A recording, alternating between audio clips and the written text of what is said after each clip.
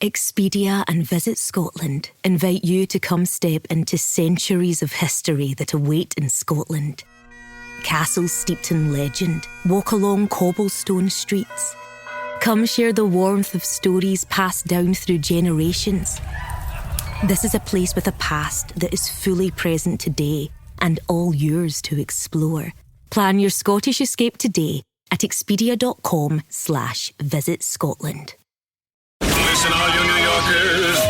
Excuse me, taxi. Okay, man, we're looking around. This is the 77 WABC minicast. Hey, one of the thrills for me this spring, as we move into summer, was meeting the crew of Artemis 2. They went to the moon and they looped the moon and came back. And what's so special for me about it, and I think for everybody, we had not done that since 1972. And that is how many years ago? Let me think about it. 54 years ago, 54 years. We had space shots. We had, the space shuttle, but the space shuttle only went like 100 or 200 miles up. I think once it went like 800 miles up, maybe. Just didn't go that far. And, people were in space. Like, how do I put this? There were people, when you're in space, they just look straight up. The International Space Station is only 200. We're farther away right now from Los Angeles than the space station is from us, right? It was too close. And that's cool. There's science to do up there. But then we lost the space shuttle. We didn't even have that. And we couldn't even we had to borrow rides from the Russians. And then we started using Elon Musk's rockets. And I love Elon Musk, but we weren't going to the moon from 1972 until 2026. I was watching a movie the other night, Prince of the City.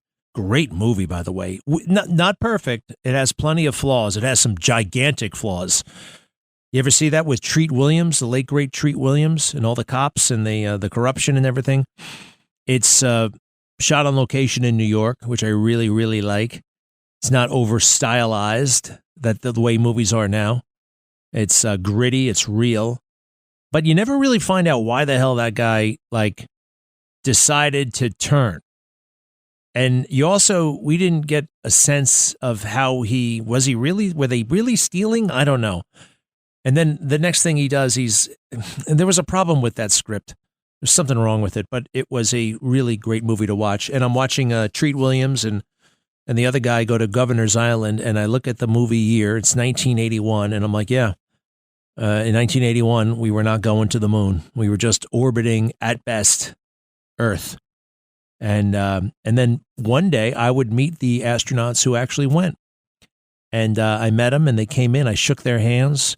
And it was so interesting for me to look eye to eye to people and feel their flesh and bones, when you shake somebody's hands, that they were on the other side of the moon. And in a weird way, I feel like I've been kind of on the other side of the moon. I mean, not really, but to talk to these people about what they experienced was such a privilege. Here is the interview. Greg Kelly sitting down with the crew of Artemis 2. And let's see. I introduce each one of them. So here, let's go. Welcome to the Artemis 2 crew.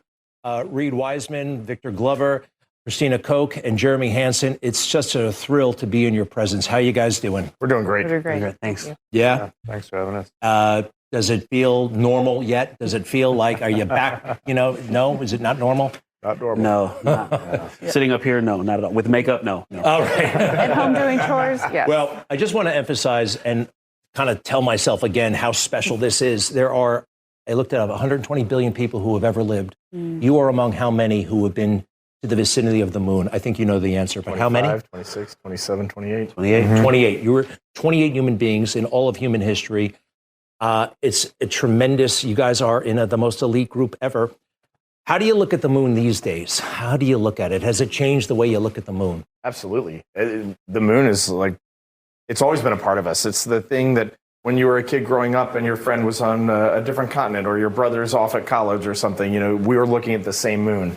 And now we've looked at a part of the moon that you don't normally get to see. We've looked at 18% of the far side. No human eyes have ever looked down on Oriental Basin and some of the craters that we studied and saw on the far side. And now when we look at the moon, we know it's around that left corner. And it's pretty It's wild to think about that. And you're the only ones. I mean, there are only, I think, 3, 4 astronauts from Apollo still with us. Thank God, Legends. Buzz Aldrin and the rest. I have to tell you, we were so thrilled. But when I heard about the burn, right, there was a burning smell inside the space capsule, I got very nervous. I didn't know the toilet aspect of it. But when you first smelled a burning sensation, I thought bad things. I'm curious about your reaction, Jeremy, first. Yeah, it just kind of stops you in your tracks, and you need to start talking about this and get a second opinion, see if anyone else smells this. And as soon as I opened up the door to the toilet, I asked them, and they're like, yeah, we're smelling that too. And we just hadn't had that signature in the capsule up until that point. And so we kicked into our training, but as it turns out, it was an unknown source. So we get lucky sometimes. And is that like in the book? Like, is that a scenario that, suspicious odor, do this? 100%. Is it Actually, yes. Yeah. Yes. It is. And if it's a burning sensation, I take it nobody panicked. No, nobody got too nervous. It was uncomfortable. We asked some questions. Yeah. We got the ground involved. But like Jeremy said, it turned out to actually be something that after some time they said they sensed this on the ground as well. And so maybe they told us before and we just didn't remember, but it was something that had been observed on the ground in processing. Christina, I don't think a lot of people understand that the spaceship at some point falls to the moon. Gravity picks it up. You talked about that moment where you were actually under moon's gravitational pull. My first question is, does that feel like anything physically? Can you feel the gravity of the moon? Wow. Well, it is called the lunar sphere of influence. We knew exactly when we passed into it. And I would say we commemorated it, more as a crew, not necessarily a physical sensation, except our spaceship reflects it because it will then show us the altitude above the lunar surface. And you sort of become almost lunar explorers at that moment because your point of reference is a different celestial body than it normally is. And that meant something to us. Could you feel the gravity? Probably not. I would say not necessarily, except that it was such a strong psychic sensation that some part of your body knows it as well. Now, these pictures are very, very cool. I noticed that these pictures, unlike the ones from Apollo, I can see stars in a lot of the pictures. And you couldn't, like that 1972 full Earth, no stars. They talked about how black the sky is. Are cameras better? What's happening? Why can we see the stars now? The technology has grown leaps and bounds, but it also was the hard work of our crewmates. I mean, I was the one just passing lenses and batteries most of the time, but we have some folks who can do really amazing things with cameras, and so they worked really hard to get these shots so that we could try to share that perspective. And the shot that you just had up, the modern full Earth, the blue marble, that picture, I don't think in the 1970s it would have been very difficult to take that picture. That picture is the Earth at night. And the only thing giving the Earth illumination in that picture is the reflection of the sunlight off of the moon coming back to Earth. So if you look in the bottom right side of the Earth here, that is the sun eclipsed behind the Earth. And so that is why that ring of atmosphere is glowing. And if you look close at this picture, it does get a little grainy just because of the low light, but the northern aurora is there, the southern aurora is there, and you can see Africa, you can see Straits of Gibraltar into Europe. This picture was amazing. You can even see some glare through the window. Right there in the center, there's a little bit of white there, and that is glare because we don't get everything perfect all the time, but we work hard. Well, I love it. And by the way, with this picture, Africa is present, and the 1972 picture is Africa primarily. And is that like because of why is that? I was first surprised that this is a very rare opportunity to get the full Earth. It is. It only happens whenever. So why does it work out that way every time? Do we know? No. That's a great question. I'm sure someone could answer that, though. We'll get him on here next week. We saw a lot of Australia. We saw Antarctica. We saw Africa. We saw the U.S. But just where we launched, when we launched out of Cape Canaveral in Florida, the U.S. was going into night. Yeah. And so our main revolutions around the Earth before we headed off to the moon, we were seeing the U.S. at night. Well, we're going to take a look at you guys back when you were a lot younger in the 1990s. Look, all kind of tribute videos have been made for you guys, and we feasted on them as Americans, as human beings. No, this is a beautiful one. You may have seen it, but take a quick look if you don't mind. Is that Space Camp? It was Space All right. Camp. So my question is this. Did you ever have a sense of predestination? That I just, those are awesome. And to think that I was wondering about you guys, who would be the next one? And it's you. And did you ever have any kind of earthly sense of that at some point, that maybe something like that could happen?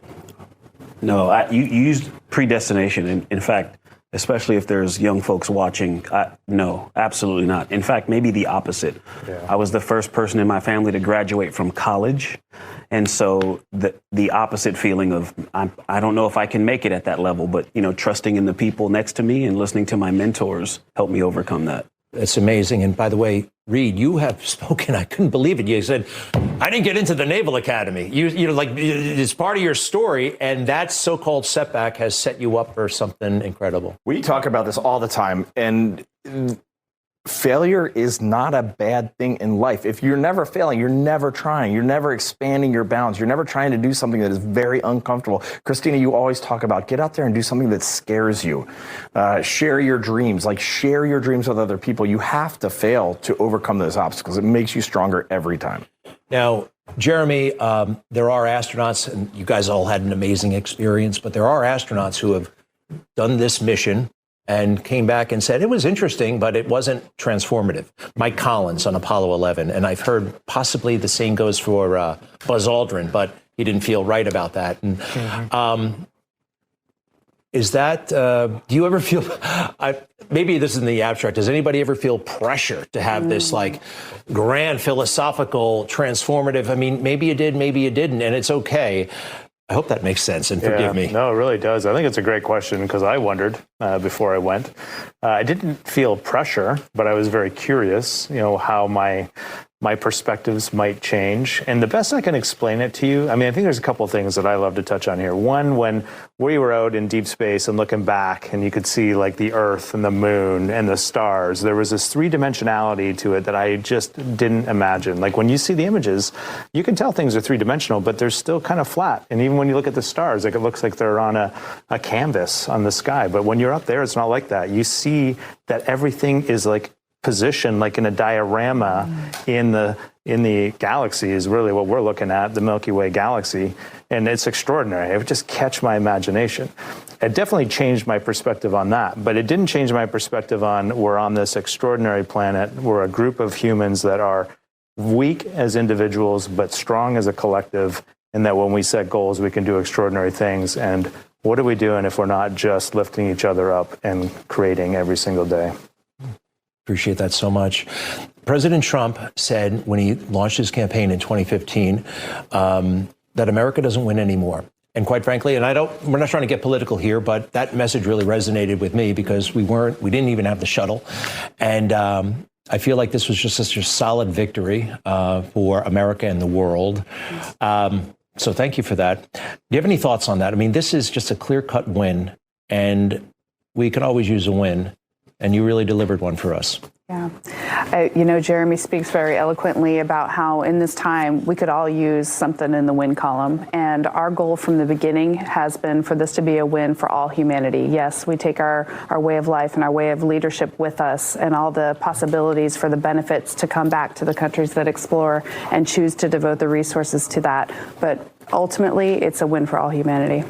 I got one other thing, if you don't mind. The comms. This is the Apollo do me a favor. All right, situation, right? I had to show that the comms seemed a little bit out of whack, and it worked out. I had to demonstrate what they were like in Apollo and what they were like for them. It works, and we'll have that when we come back, and much more on this beautiful Memorial Day edition of the Greg Kelly Show. Be right back.